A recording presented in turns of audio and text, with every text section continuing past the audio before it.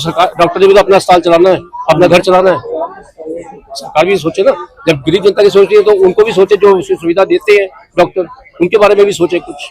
हम बात चल रही है, बात जैसे ही हो जाएगी, जैसे समाधान निकल आएगा हम फिर शुरू कर देंगे। अपना शुभ नाम doctor Deepak Prakash, president I में करनाल। सर, जो पेशेंट्स वेटिंग में है उनका इलाज हो रहा है? नहीं, हमने वेटिंग में रखा ही नहीं था। हमने ऐसे प्लान किया था कि ऐसे किसी को हरासमेंट ना हो, और पहले से ही हम मीडिया में दे रहे थे और बताया गया था कि हम बंद कर रहे हैं तो ताकि मरीजों को पता चल जाए और सरकार को भी पता चल जाए कि हम बंद कर रहे हैं। एक हफ्ते से हमने किया। आप लोग हमारे साथ पिछले 1.5-2 साल से हैं। मल्टीपल टाइम्स ये suspension of work strike Ayushman related किया गया है। मल्टीपल टाइम सरकार ने हमारे को मिनट ऑफ द मीटिंग बना के दिए। मल्टीपल टाइम ये एश्योरेंस दी गई कि अब ये सब स्ट्रीमलाइन हो जाएगा। और 2 साल से सेम सिचुएशन, आज से 2 साल पहले जहां हम खड़े थे वहीं खड़े हैं। सरकार के पास प्रैक्टिकली इस स्कीम को चलाने के लिए बजट नहीं है। बजट ना होने के कारण रिपीटेडली ये पेमेंट्स रुक जाती हैं। आयुष्मान कार्ड पूरे हरियाणा में सारी पॉपुलेशन को दे दिया गया है। हमारे प्रधानमंत्री नरेंद्र मोदी जी ने जब ये स्कीम चलाई थी पीएमजेवाई की, तो वो एक पर्टिकुलर एक लो इनकम ग्रुप के लिए चलाई गई थी, जिसमें हैप्पीली आईएमए ने साथ दिया था कि भाई गरीबों का इलाज होगा तो अच्छा रहेगा। बट ये हमारे हरियाणा में किसी कारणवश स्कीम को बढ़ावा दिया गया और बहुत सारी पॉपुलेशन इसके अंदर इंक्लूड कर दी गई। हमें उससे कोई प्रॉब्लम नहीं थी, उसके साथ हमारी सरकार के साथ उसमें नेगोशिएशन चल रही थी। बट वो प्रॉब्लम इंक्लूड करने के कारण जो सरकार के पास फंड्स थे, जो फंड्स को सोचते हुए एक्चुअली में पीएमजेवाई बनाई गई थी, वो फंड्स की स्कार्सिटी हो गई।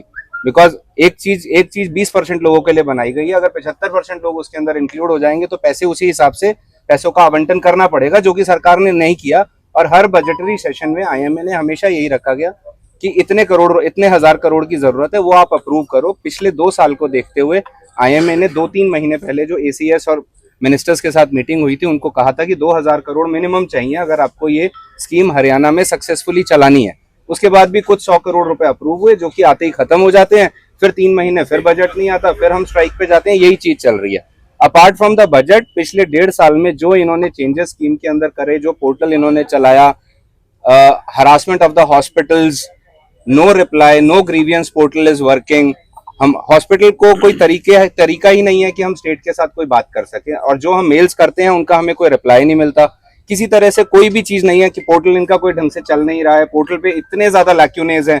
पिछले 1 साल में हमारे, जब से इन्होंने फरवरी 2024 से नया पोर्टल बनाया है, उस पोर्टल के बाद इतने सारे डिडक्शन सेल्फ हो जाते हैं। पोर्टल एरर्स हैं, वो मानते हैं कि पोर्टल एरर है, पोर्टल ने अपने आप कर दिया। बट 1.5 साल से एक कंपनी ने पोर्टल बनाया जो नेशनल लेवल पे चल रहा है।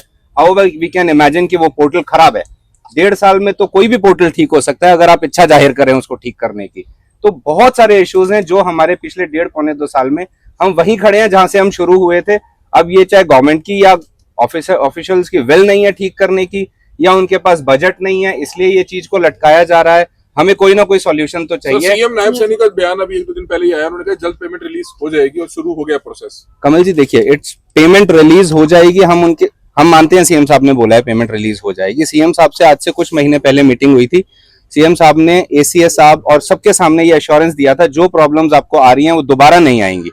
बट उस मीटिंग के अंदर जो एमओएम बने, जो साहब के ऑर्डर थे सीएम साहब के, आज तक वो किसी ने कोई फॉलो नहीं किए।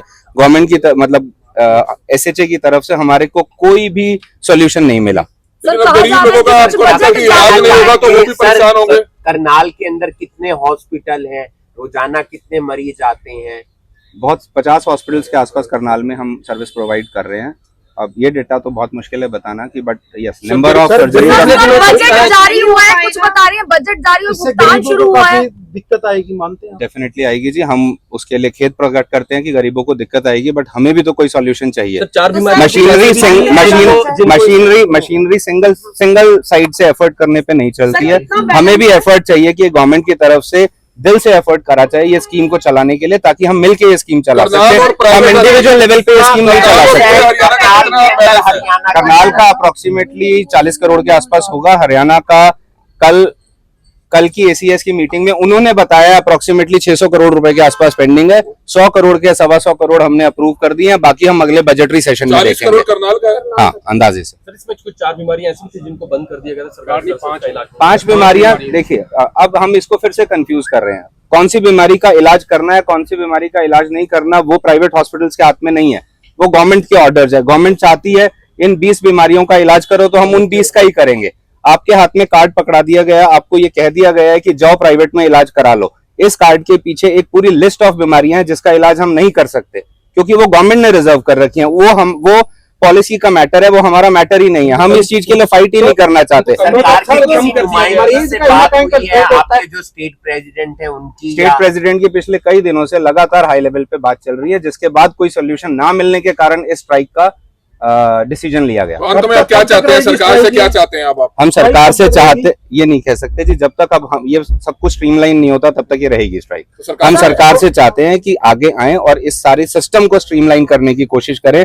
सिर्फ एक पैसे रिलीज करके, थोड़ा सा पैसा हॉस्पिटल्स को देके फिर से काम शुरू करा के फिर से 2-3 महीने बाद हम यहीं खड़े होंगे, आप इंटरव्यू ले रहे होंगे कि जी दोबारा से सस्पेंशन हो रहा है वर्क का, ये हम नहीं चाहते। एक स्ट्रीमलाइन तरीके से अगर ये स्कीम हम चलाना चाहते हैं तो सरकार को भी वो एफर्ट दिखाना पहले भी आपने मना करा था इलाज करने के लिए, कितने दिन जो है इलाज बंद रहा था और कैसे सरकार मानी? पिछली बार भी 3-4 दिन इलाज बंद रहा था। सरकार ने पेमेंट रिलीज करी थी ये आश्वासन देके कि आगे से पोर्टल रिलेटेड या स्कीम रिलेटेड आपको कोई दिक्कत नहीं आएगी, बट हम वहीं के वहीं खड़े हैं। फिर से जो बजट जारी हुआ है उसके तहत किसी को पेमेंट हुआ है करनाल में सर? वगैरह होता होगा इससे?